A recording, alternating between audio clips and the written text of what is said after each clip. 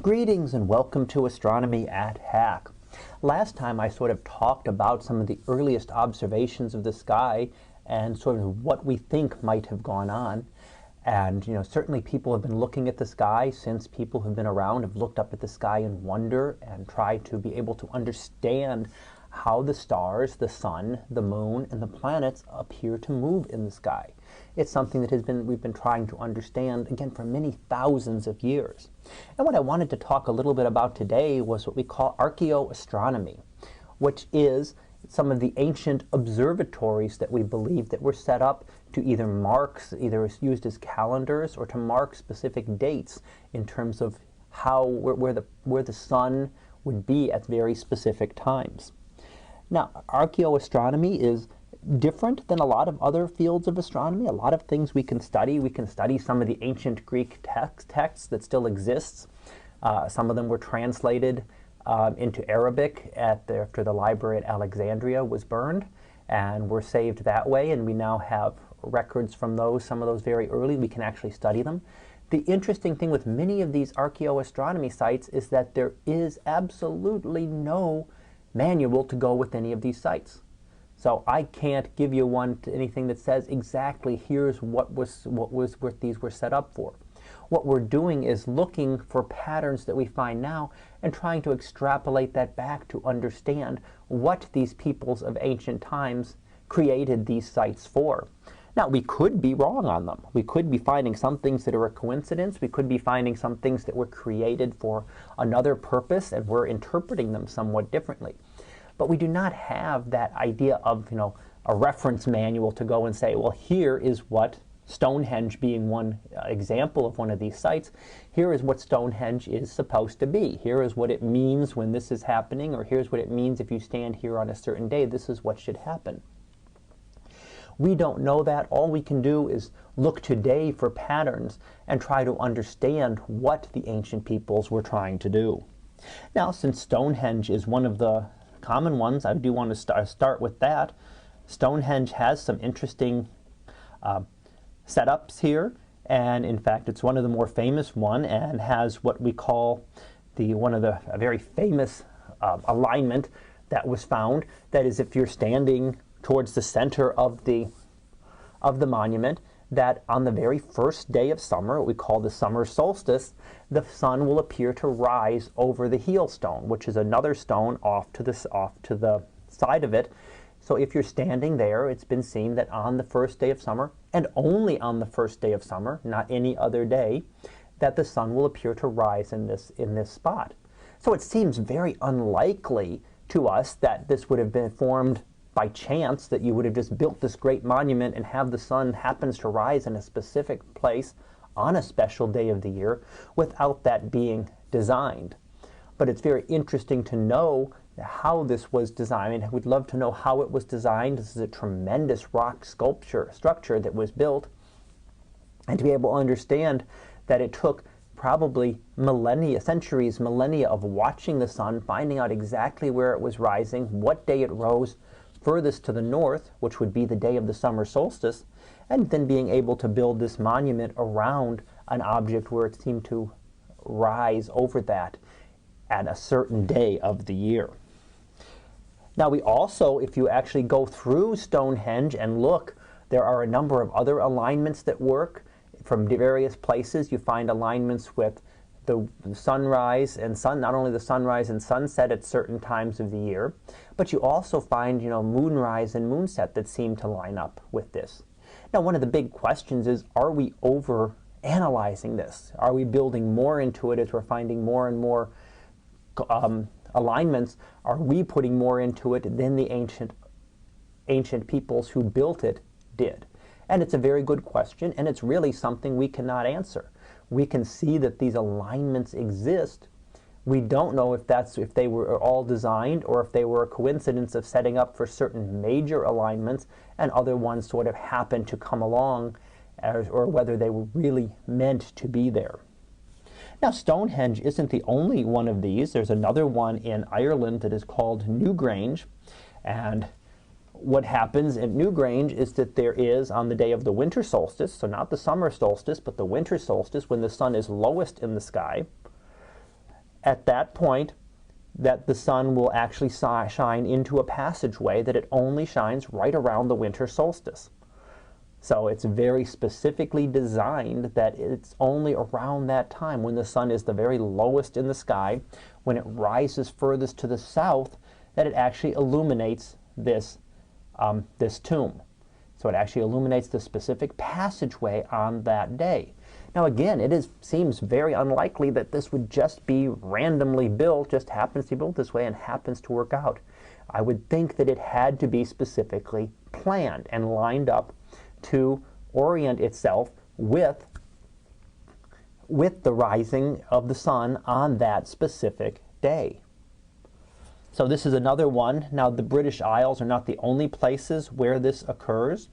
There's also some ideas that the pyramids in Egypt were aligned using astronomical methods, that, looking at some of the stars in order to determine, where the northerly direction was. We often use the pole star, Polaris, which is very close to the north celestial pole in the sky, to determine where north is.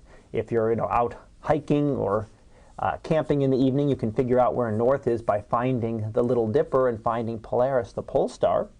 And it's possible that perhaps this was done and used as part of an alignment for the pyramids, to align them north-south. And they are apparently relatively close to that. So there's another one where these may have been designed with, some sort of astronomical impact, some sort of astronomical thought in mind when they were being designed. Now, of course, another one on this continent, on the North and South American continents, there are some of these as well. One is in Chichen Itza, which was the Mayans, which of course were very famous for, the idea that had gotten out that we thought the world was going to end on December 21st. Well, we made it past that. We're almost a month past it now, so looks like that was not correct. Of course, that was not what the Mayans had specifically said. In any case, that was just the end of their calendar, which is really no different than our year ending December 31st and starting over again January 1st. It was more just a restarting. But there is a pyramid there that also has certain shadows that appear on very specific days of the year. In this case, it's the equinoxes. Now, the equinoxes are the vernal equinox in spring and the autumnal equinox in fall. And those are when the day and night are of equal length, and that's what the equinox means, of equal night. But they are actually the same amount. So it would be around March the 21st, there'd be about 12 hours of daylight and 12 hours of night everywhere on the Earth, and the same on around September 21st. We'd have the same thing occurring. And there are sort of different patterns that appear in this on only those specific days, or very close to those specific days.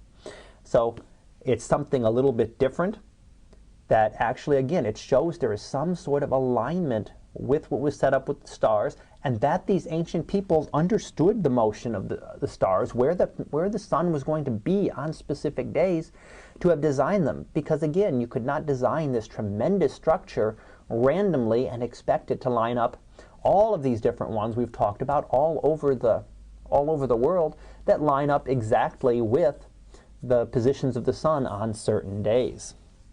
Now, the last one I wanted to mention is Chaco Canyon, which in the American Southwest here. Again, a lot of different alignments are noted there, but one of the big things is that in one area there's what they call the sun dagger site. And the sun dagger is that on certain days of the year, a dagger of light actually lines up with markings on the wall. So a dagger of light shining through, sunlight shining through certain rock features illuminates the wall, and there's a figure in there, sort of a circular pattern that is drawn in there, and at certain days the sunlight is at the center of it at very certain days and is at the edges of it on other days. So for example, on the summer solstice, the dagger appears right in the middle of this diagram that is shown. And on the winter solstice, it appears at one edge of it. So you can see it that it has to have been drawn there. It had to have been observed for many, many years to get this pattern drawn exactly. You're not just going to draw a pattern randomly and have it match up. You're not going to see it one year. You're going to have watched this over many years, possibly decades, to line up exactly. Here is where the sun is always on the first day of summer. Here is where the sun will be on the first day of winter. So it looks like it was designed that way in order to be used perhaps as some sort of calendar. So there's all these different areas scattered around the world. We talked about the British Isles. We talked about Egypt, North and South America. A whole bunch of these that they all line up. So I mean, if it was just one, you might think, well, maybe there's just some random coincidence that it happens to line up with these.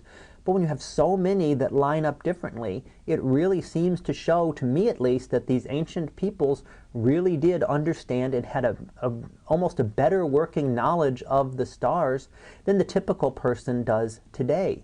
You don't generally realize that the sun is higher in the sky in the summer and lower in the sky in the winter. It's something you can very easily measure, that I do in my classes. I have them measure the position of the sun, the shadow length of the sun over the course of a semester so that you can actually see this. But these ancient peoples had a very good understanding of not only that, but of exactly where the sun was going to be in the sky on certain days of the year. And while we don't have the documentation, we have nothing that tells us, no user's manual that tells us exactly what this must have been, I think it is very good that many of these were used probably as calendars or some way to document, what time of year it was in days long before things like clocks and other ways of measuring time. Using the stars and the sun were the only way we had to determine the time of year. So that's sort of my summary of archaeoastronomy. I just wanted to talk a little bit about it and some of the major monuments that we know about. I'm going to continue on and we'll talk about some of the early historical astronomy. I'll talk about some of the Greek and Arabic and Chinese. I want to try to talk about some of the different cultures and the astronomical observations that they have used that have helped us to better understand what was going on. And these ones will actually have some more records from. We actually have records left over from the Greeks and the Arabs and some of those that we can refer to find out what exactly did they understand. So I will continue on with some of those over the coming weeks. So I hope you've enjoyed this podcast, and I'll be back again shortly with another discussion of some of the ancient astronomers. So until then, have a great day, everyone, and I will see you in class.